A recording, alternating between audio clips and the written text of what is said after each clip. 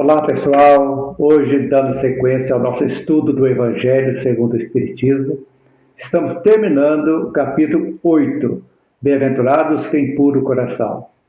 Hoje, dentro das instruções dos Espíritos, nós vamos estudar os itens 20 e 21. Bem-aventurados os que têm os olhos fechados. Essa mensagem é pelo espírito de João Maria Vianney, o cura d'Ars, evocada em Paris em 1863, em favor de uma pessoa cega que sofria. O espírito, então, ele questiona o motivo da evocação. Seria para impor as mãos e curar a cegueira física? E aí a gente vai ver a analogia que ele vai fazer.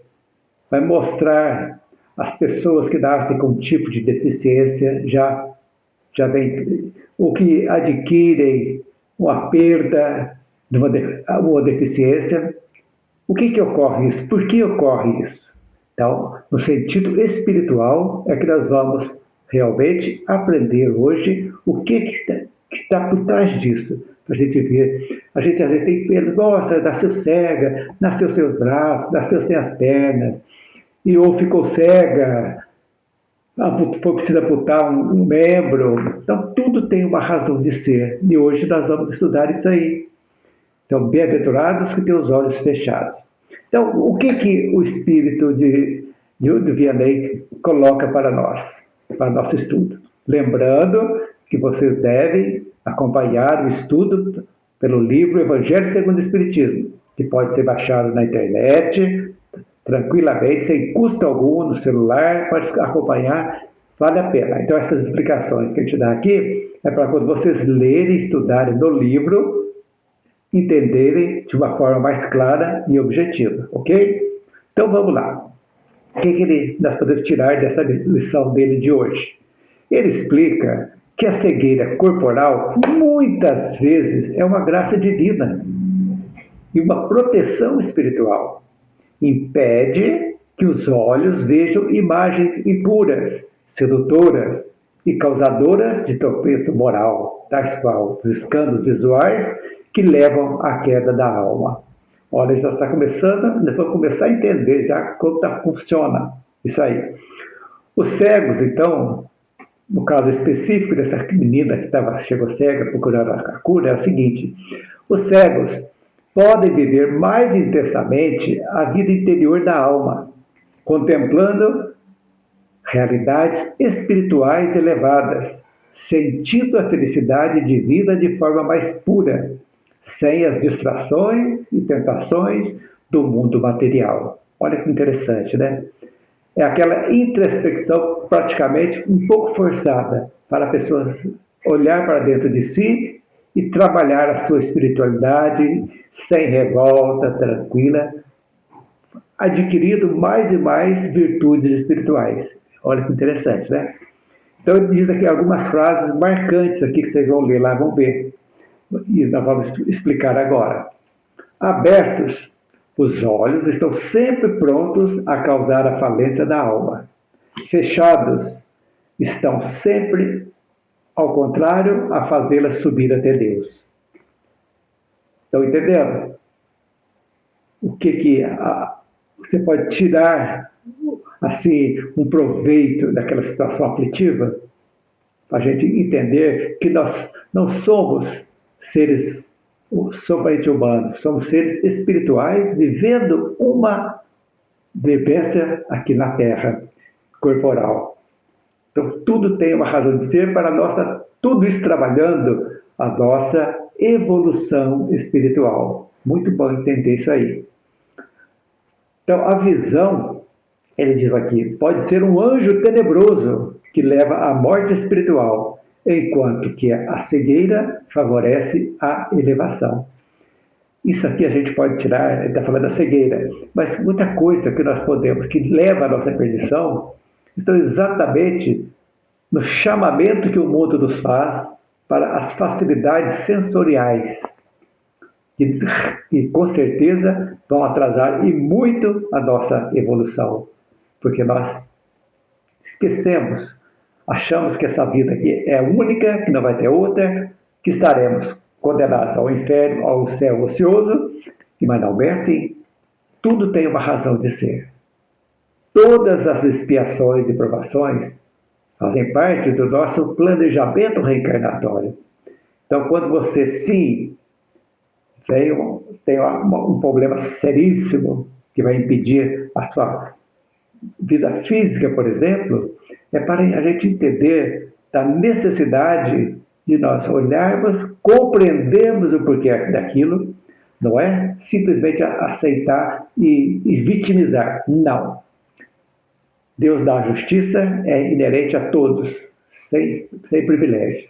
Mas, ao mesmo tempo, Ele nos dá misericórdia para que nós possamos procurar, sim, a medicina, fazer tudo o possível, mas, sobretudo, entendendo que se a cura vier, foi meritória, desculpe, a gente vai mudar aquilo que está erroneamente dentro de nós. Esse é o objetivo da doença e da cura. Quando nós nos curamos de alguma coisa, é para que nós possamos exercitar a nossa melhora íntima, tirar aquelas negatividades que deram origem àquela doença. Então, é muito importante. Porque se é curado e continua sendo a mesma pessoa, praticando as mesmas coisas negativas, com certeza vai aparecer em outra situação, vai aparecer também o resultado das nossas escolhas. Porque a lei divina é sábia, ela dá a cada um segundo as suas obras. É assim que funciona a nossa vida.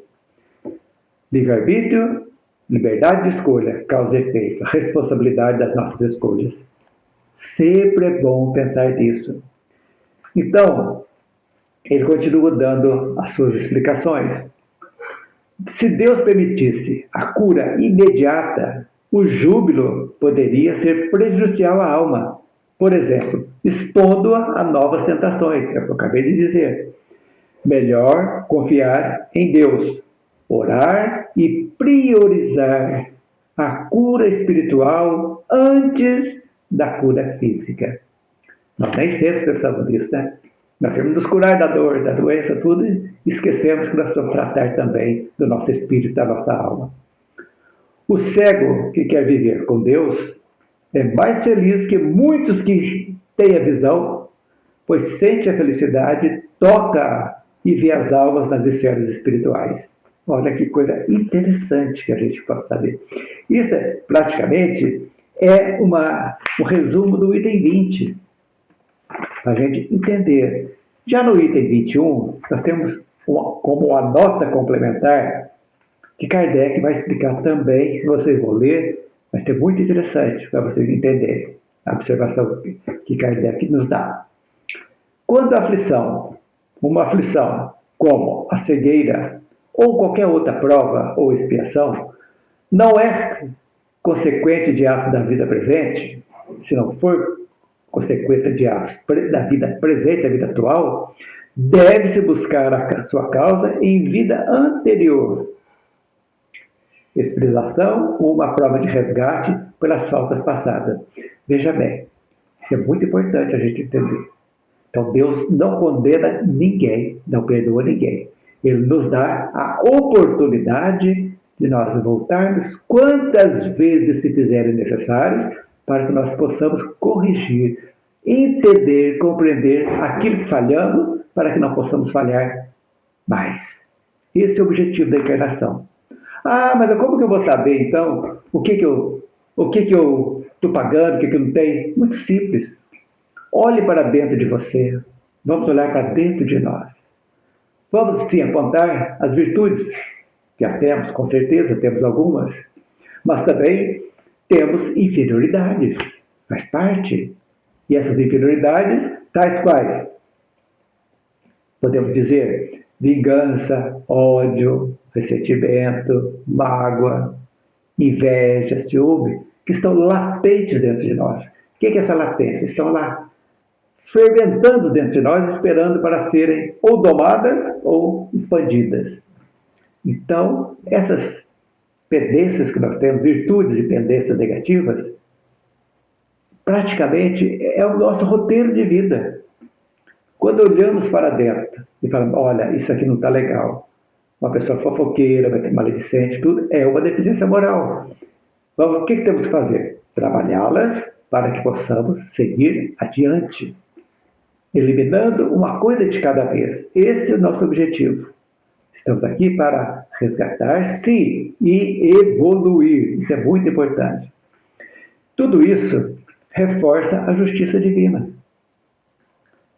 As provas e as expiações não são caprichos da sorte, mas efeitos da lei de causa e efeito, que muitos tratam como karma. Veja bem, permitindo o quê? O nosso progresso moral.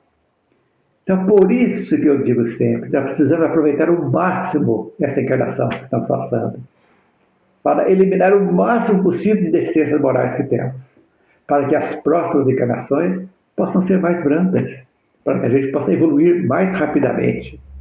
Então, o foco principal disso aqui é a cura da alma. Como que começa essa cura da alma? Com arrependimento, com a nossa transformação moral. Quando nós aceitamos, errei, mas não quero errar mais. Como não errar mais? Não fazendo as mesmas coisas que deram o erro. É coisa óbvia. Pensando assim, nós vamos trabalhando. Veja bem, é um trabalho árduo, lento, mas profícuo, ou seja, não é uma varinha de condão que vai nos tornar anjos de um momento para outro. Não.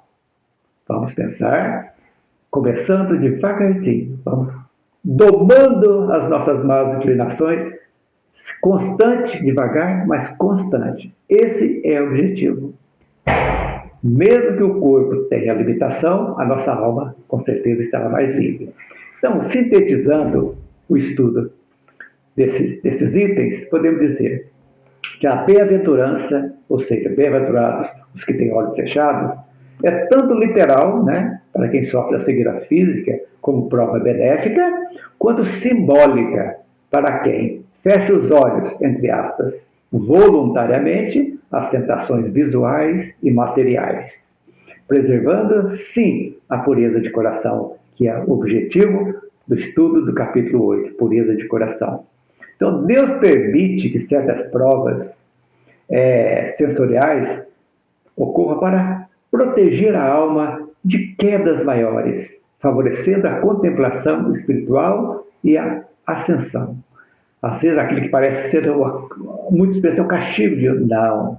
É uma benevolência que está dando para que nós possamos fazer a introspecção diante de nós, nos conhecermos e trabalharmos a nossa melhora interna, a melhora íntima. Então, é uma mensagem de confiança absoluta em Deus. Aceitação resignada. O que é isso? Das provas e oportunidades evolutivas. E prioridade à saúde moral sobre o conforto físico. Então, aceitação resignada é a compreensão daquilo que nós estamos passando. O que podemos mudar, vamos mudar. O que podemos procurar para amenizar as nossas dores, sim, faz parte da misericórdia. Mas, sobretudo, nós devemos compreender o porquê que estamos passando por essa situação. Esse é o objetivo. Onde há compreensão, há resignação. Não há revolta e as coisas acontecem mais naturalmente. Ok, gente? Então, encerramos o capítulo 8. Na próxima semana, vamos iniciar o capítulo 9. Bem-aventurados aqueles que são brandos e pacíficos. Ok, gente? Um grande abraço e até a próxima semana, se assim Deus o permitir.